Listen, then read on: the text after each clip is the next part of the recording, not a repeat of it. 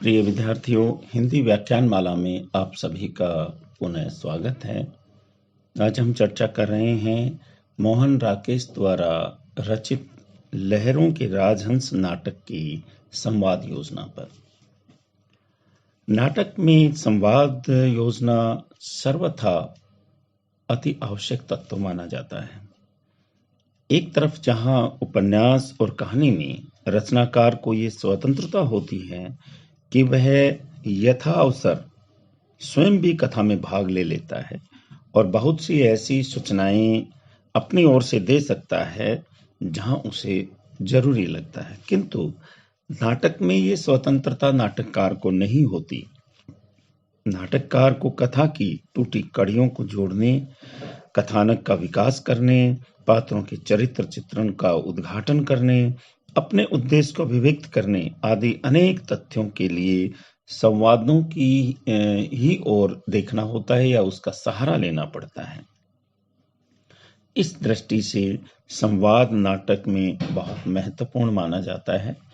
और जब हम संवादों की विशेषताओं पर चर्चा करते हैं तो हम देखते हैं कि संवाद नाटक में कथा को उद्घाटित करने में बहुत सहायक होते हैं, संक्षेप सूचनाओं का प्रस्तुतिकरण भी करते हैं, बाह्य और अंतर द्वंद्व जो पात्रों में होता है उसकी अभिव्यक्ति भी संवादों के माध्यम से होती है। संवाद जो है वो सरल और प्रभावमयी होनी चाहिए, एक अत्यंत आवश्यक तत्व है। पात्रानुकूलता, सावगत कथन आदि अनेक दृष्टि से संवादों की विशेषताओं पर हम चर्चा आज कर रहे हैं। सबसे पहले हम लेते हैं कि संवाद कथा को उद्घाटित करने में कैसे सहायक होते हैं। लहरों के राजहंस नाटक में मोहन राकेश ने ऐसे संवादों की योजना की है जो कथा वस्तु या कथा का उद्घाटन एवं विकास करने में बहुत सहायक होते हैं। पात्रों के माध्यम से उन्होंने संवादों को गति प्रदान की है।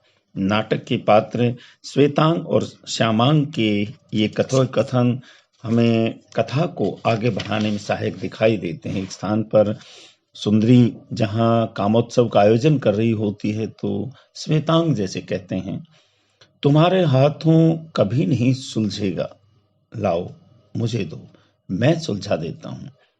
अग्निकाष्ठ उसे देखकर, यानी श्यामांग को देख करके कहता है, तुम दीपक जलाओ। जाकर पत्तियां सुलझाने लगता है खुद, और श्यामांग अग्निकाष्ठ में लिए उसे काम करते देखती रहती है। श्यामांग कहती है, देखो श्वेतांग, एक बात मेरी समझ में नहीं आ रही, और आगे डैश डैश छोड़ देता है। श्वेतांग कहती है, तुमसे कोई भी बात समझने को कहा किसने है? जल्दी से दीपक जलाओ, देवी सुंदरी अभी इधर आने वाली है। आकर देखेगी कि दीपक नहीं जले तो बिगड़ उठेगी। वर्षों के बाद आज उन्होंने कामोत्सव का आयोजन किया। ये जो श्वेतांग और श्यामांग के संवाद हैं छोटे छोटे, इससे कथा आगे बढ़ती है और ये पाठक को पता लगता है कि किस तरह से सुंदरी जो नंद की पत्नी है वह कामोत्सव का आयोजन करने वाली है और एक ऐसा उत्सव होने वाला है। इस कथा के माध्यम से इस बात को स्पष्ट होते हैं। दूसरे देखते हैं कि कुछ संवाद ऐसे हैं केवल सूचना देकर रंगमंच पर संक्षेप में उनका प्रस्तुतिकरण कर दिया जाता है।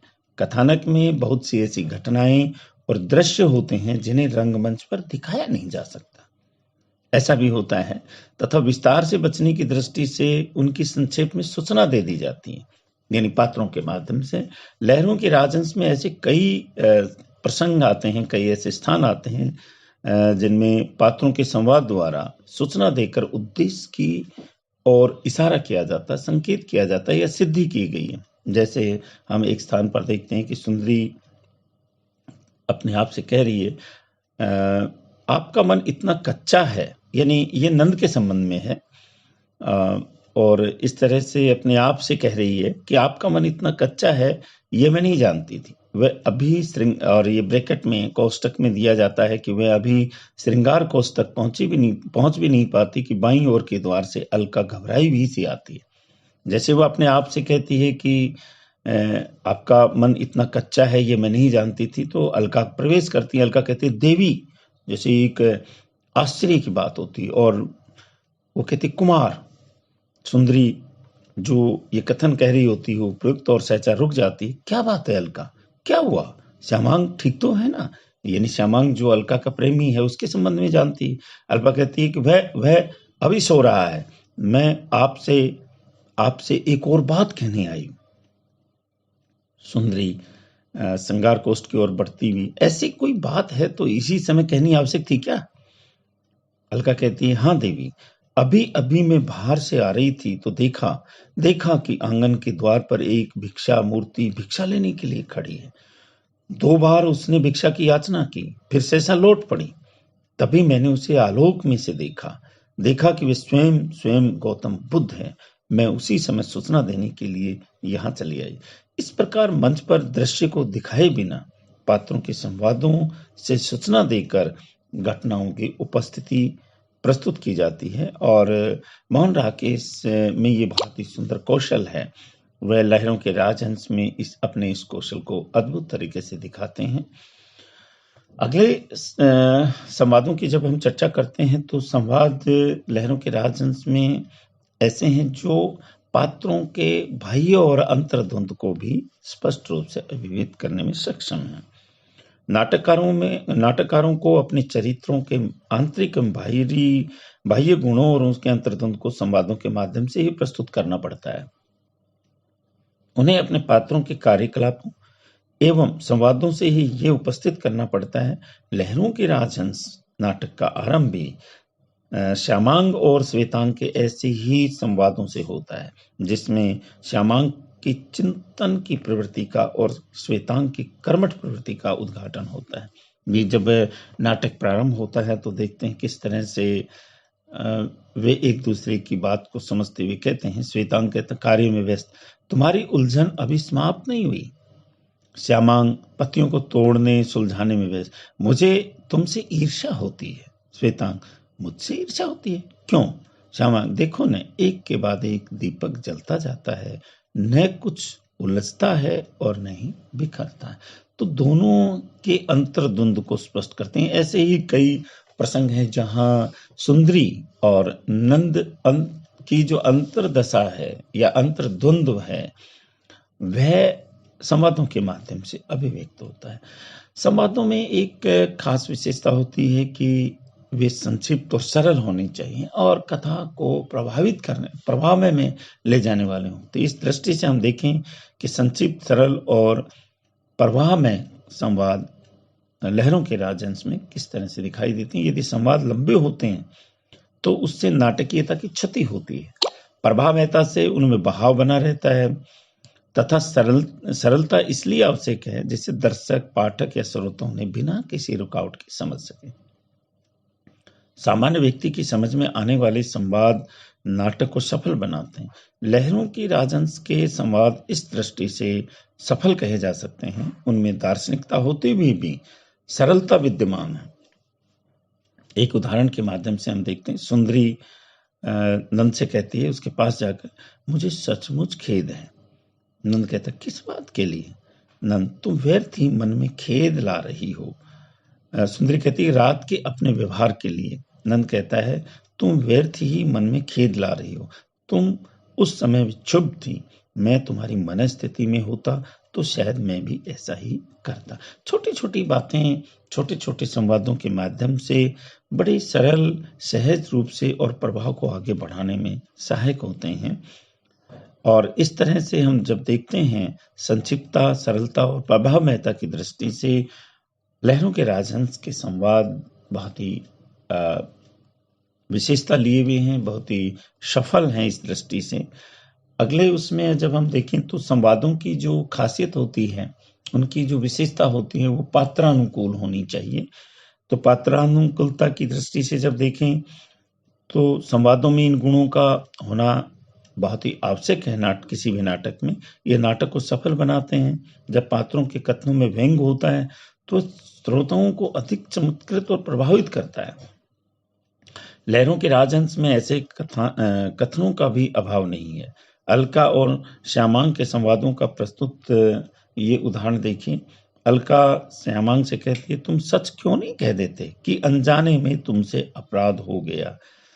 अपराध के लिए तुम क्षमा मांग लो तो अब श्यामांग कहते हैं, छाया को हटाना अपराध था क्या? मैं नहीं जानता था, अपराध था तो उसके लिए।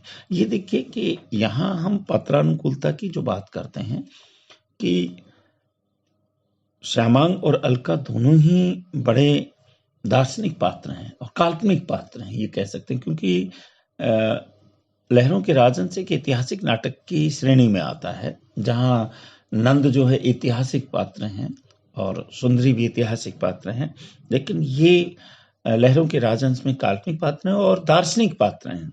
ऐसे में उनके जो संवाद हैं वो उसी तरह से गंभीरता को लिए हुए दिखाई देते हैं। तो इसमें हमें ये लगता है, स्पष्ट रूप से देखने को मिलता है कि लहरों के राजहंस के जो संवाद हैं वो पात्रों के अनुकूल संवाद हैं। उनकी जो चारित्रिक विशेषताएं हैं उनके अनुकूल ही उसी दृष्टि से व्यंग्यात्मक और पात्र अनुकूलता की स्थिति को लिए में इस दृष्टि से हम देखें तो ये संवादों की ये योजना सफल दिखाई देती है। अगले उसमें देखें तो नाटकों में खासियत होती है कि उनके संवाद स्वगत कथन भी होते हैं, यानी कोई भी पात्र जब कहीं अपने विचारों में खोया हुआ होता है तो वह स्वयं से बात करता है और उसकी जो कथन है वो अपने आप से कहे हुए प्रतीत होते हैं। इनको स्वगत कथन कहा जाता है। स्वगत कथनों की योजना को आजकल अच्छा नहीं माना जाता, जिसका मूल कारण अस्वाभाविकता से बचना होता है। लहरों के राजहंस में संक्षिप्त और लंबे दोनों प्रकार के स्वगत कथनों की योजना है। सुंदरी का स्वगत कथन एक जगह हमें दिखाई देता है, वहां वह सूना कमल ताल, यहाँ कक्ष का ये सूनापन, लगता है आज घर अपना नहीं रहा।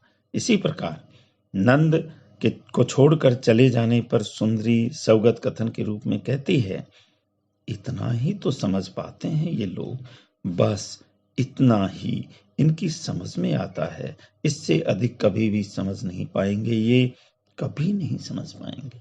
इस तरह से सुंदरी के जो संवाद हैं लंबे भी हैं, स्वगत संवाद हैं उनके, वो अपने आप से ही चिंतन करते हुए कहती है। तो ऐसे संवाद जब हम देखते हैं तो लहरों के राजहंस में इनकी भरमार दिखाई देती है। और ये कथा ऐसे हम जब एक निष्पक्ष रूप से जब आलोचना करते हैं तो हमें ये कहीं भी बोझिल प्रतीत नहीं होते। इस तरह के जो कथन हैं, स्वगत कथन है, वो नाटक को बोझिल नहीं बनाते हैं, एक असफलता की ओर नहीं दिखाते हैं, बल्कि कथा के प्रवाह को और बढ़ाने में सहायक होते हैं। निष्कर्ष रूप से या सारांश रूप से हम कह सकते हैं कि मोहन राकेश के नाटकों की जो संवाद योजना है वो बहुत ही महत्वपूर्ण है, यानी संवाद योजना में वे सिद्धहस्त दिखाई देते हैं। लहरों के राजहंस नाटक के संवाद भी सुगठित, प्रयोजनशील, क्रियात्मक, गतिशील, संक्षिप्त, प्रश्नावली या काव्यश्री से समृद्ध हैं। कथोपकथनों की दृष्टि से ये जो नाटक है ये एक सफल नाटक कहा जा सकता है। आज हमने लहरों के राजहंस की संवाद योजना पर चर्चा की। आज इतना ही। आगे लहरों के राजहंस की प्रतीकात्मकता प्रकाश डालेंगे। धन्यवाद।